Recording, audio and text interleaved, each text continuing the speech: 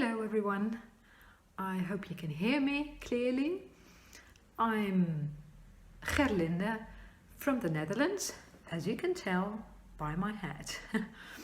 I'm 44 years old and I am a balance patient. And I'm so pleased that Kevin Higgs asked me to introduce myself to you. And I'd like to thank Kevin Higgs for all the work he's done for people like me, living in the UK most probably, but still I'm very grateful because our illness is a very difficult illness, difficult to understand for other people who have never felt the way that we do. And even among the vestibular patients or the balance patients, there are so many differences that sometimes it's even hard to understand each other. I hope to speak to you a little bit more in the future, but for now I'm pleased to introduce myself and maybe learn from you as well. The YouTube channel has been launched and I'm very curious what I can learn from that. So that was my introduction. Let me tell a little bit more about my journey, my vestibular journey or dizziness journey, whatever you'd like to call it. It started out in 2012 actually, which is 7 years ago. All of a sudden I got dizzy when I picked something up from the floor. And a few seconds before that happened, I felt some kind of snap right here in front of my brain. And after that, I got dizzy, like vertigo dizzy. I was on a holiday then. I picked something up from the floor and I could not walk straight. I felt like a drunk person. I did not have to vomit. But all I could actually was lie in bed and maybe get out for a few minutes, do something, and then feeling overwhelmed again by the vertigo and then going back to bed again. So that was 7 years ago, and since then a lot of things happened. I must say I'm a very active kind of person, and unfortunately, I really needed that way of being, because back here in the Netherlands, then in 2012, people didn't understand my complaints very well, at least medical people. So I went to an ENT doctor. We call it differently, but I think in the UK it's called ENT. He was quite nice actually, but after a few months and trying the Apli maneuver, there was no improvement. The strangest, it's not strange, but then I thought it was strange. For a couple of weeks I felt really well, and I thought, well, maybe this was it. Maybe this was a neuritis vestibularis, and it's gone. But then, after a couple of weeks, the dizziness came back. Maybe not so much as in vertigo, but an unstable feeling, like floating on a sea, on waves, always. Making me feel nauseous also, and not being able to be awake all day. I was exhausted by the time it was like 12 o'clock. So I also noticed that when I looked at things moving around me, cars or even people talking to me, like their eyebrows and their eyelids and their mouths would make me feel so much more sick. By that time, I was dizzy for well, let's say 6 months. So the ENT sent me to a special place, which is maybe comparable to what Professor Ria is doing at Leicester Hospital.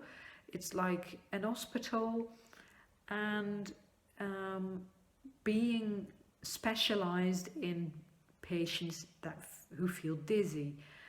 So I thought, well, this is the right place for me to go. And I went there, did all kind of tests, and they are quite similar to what Professor Ria does, except for the SOT, like the box in which you're standing, and the walls that can be moved and the floor that can be moved. I didn't do that, but the results actually were that my inner ear was functioning properly. So there was no problem with that. But still, I felt really exhausted by everything that I had to look at during the day. And that's what I told the doctors, but they said they couldn't help me. So they sent me back to my general practitioner, and I had to tell him that I was just tired of being awake or using my eyes. And that was very disappointing. So I actually didn't go back to my general practitioner. I started looking on the internet. So I found a professor who retired, which was not good for me, in another hospital in the south of the Netherlands. And he actually knew an awful lot about the equilibrium. And I went there. I didn't see him in person because he had his assistants and he was already, well, saying goodbye to his job. By that time, the word vestibular migraine appeared as a possible diagnosis. I was not convinced that this hospital was the place for me to be.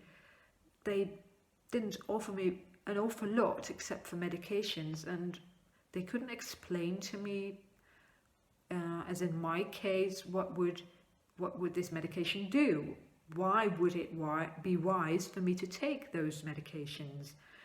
So I went looking again on the internet, and I found another professor in Belgium who is called Professor Floris Wuits, and he is very, well, I think still he is very specialized in people that are dizzy.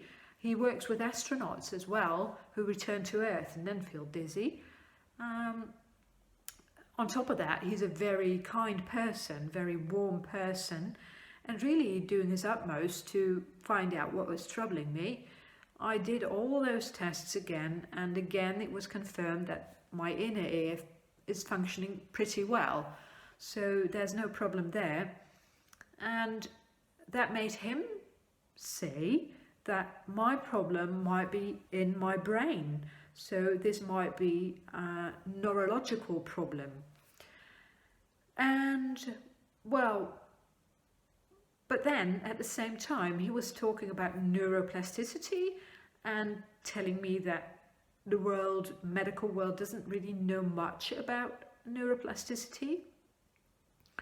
And all he could do was inform me if there was anything new that he could offer me.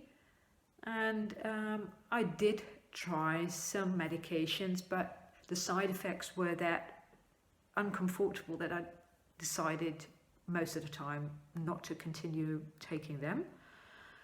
And one day Professor Wuits informed me that there was a treatment with an optokinetic disc.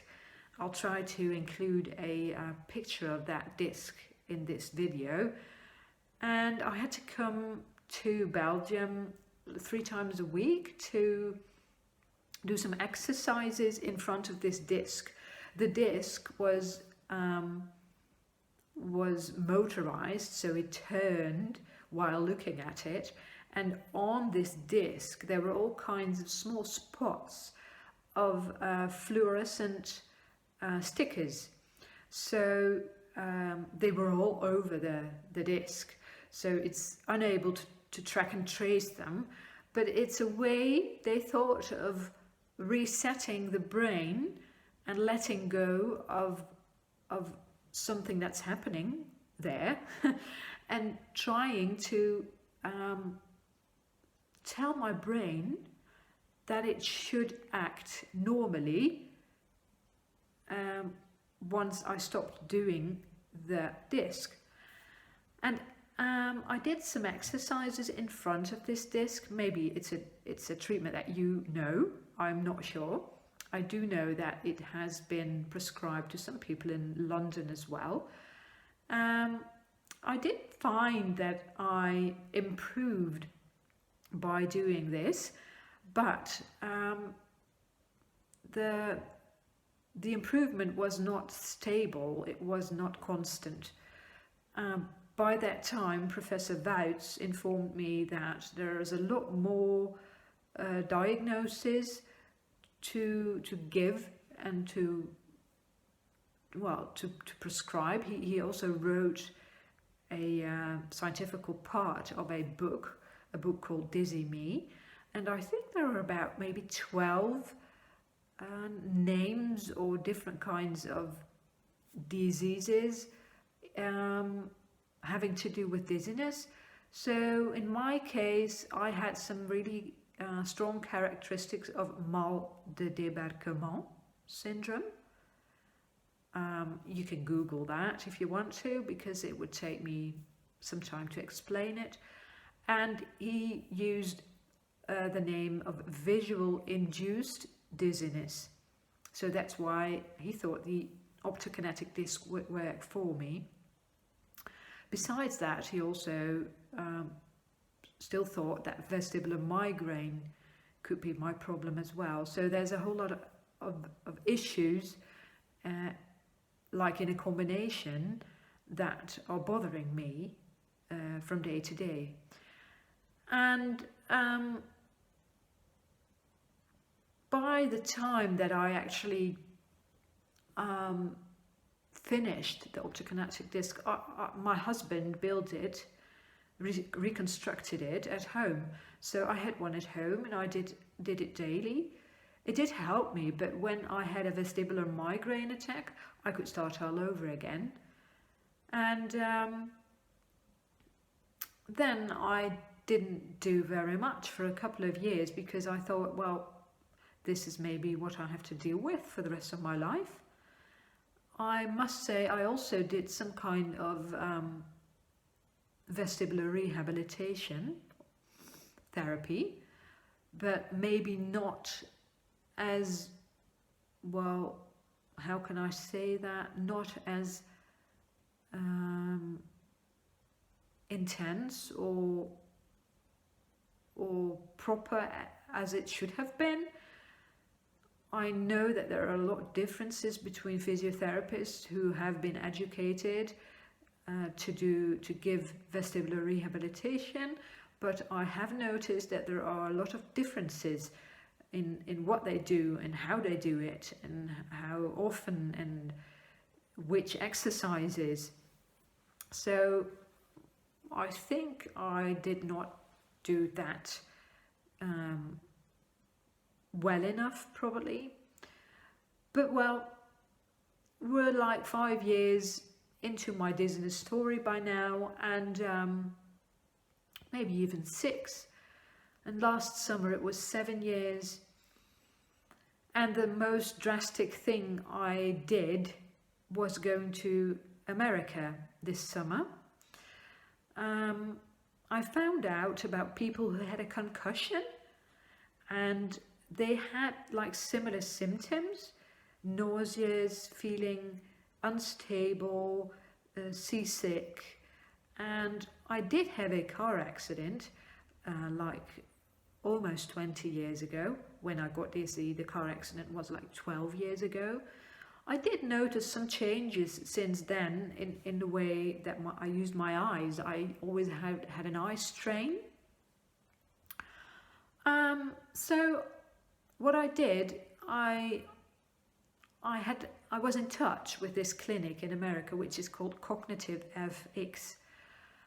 And I told them all about my problems, how I felt, and if they could do something for me.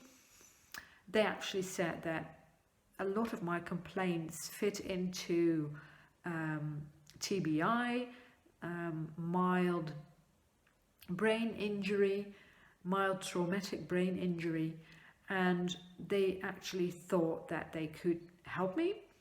Their treatment includes a functional MRI scan, or they call it a cognitive functional imaging, CFI, I think. And by doing all kinds of tests while lying in the MRI, they can measure or trace all the pathways that my brains are using or making while doing tests. And the theory is that on a Monday you come in, you have these functional MRI scans. Based on the outcome, they make a program, a training program for you for 4 days, for 8 hours a day. And on day 5, you actually do this scan again, and they can see if there's any activity in your brain that wasn't there when you came in.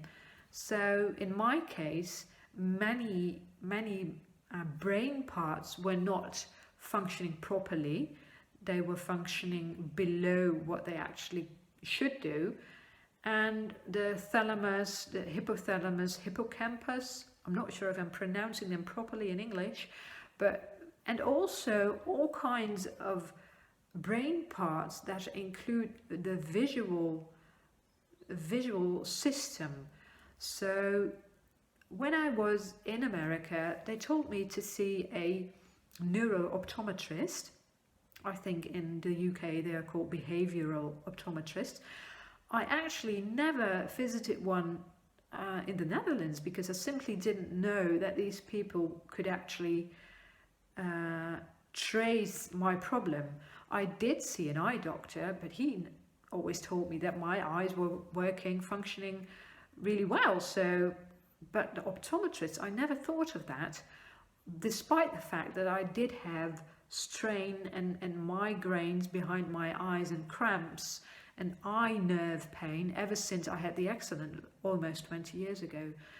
And this optometrist confirmed that my eyes were very weak in tracking, tracing, coordinating, knowing where I am in space.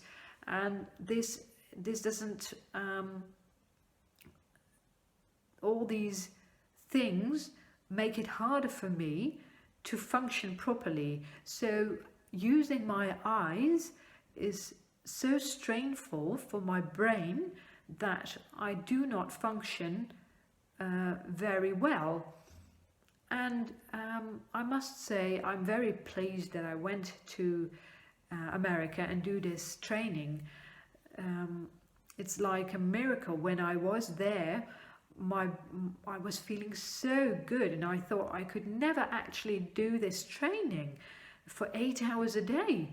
All kinds of stuff like Dynavision, touching lamps when they were appearing around you, memory training, remembering stories that the therapist told you, and then doing other things in between, also memory kind of task, and then going back to the story that I told you and giving all the facts that you had to try to remember. Well, there's a lot more to tell about that, but I won't do that because the video would be extremely long. But when I came back, I thought, wow, I feel so much better. And for about 6 weeks, that was the case. I could actually follow the ball on the hockey field when my daughter was playing hockey. I could actually see what was happening.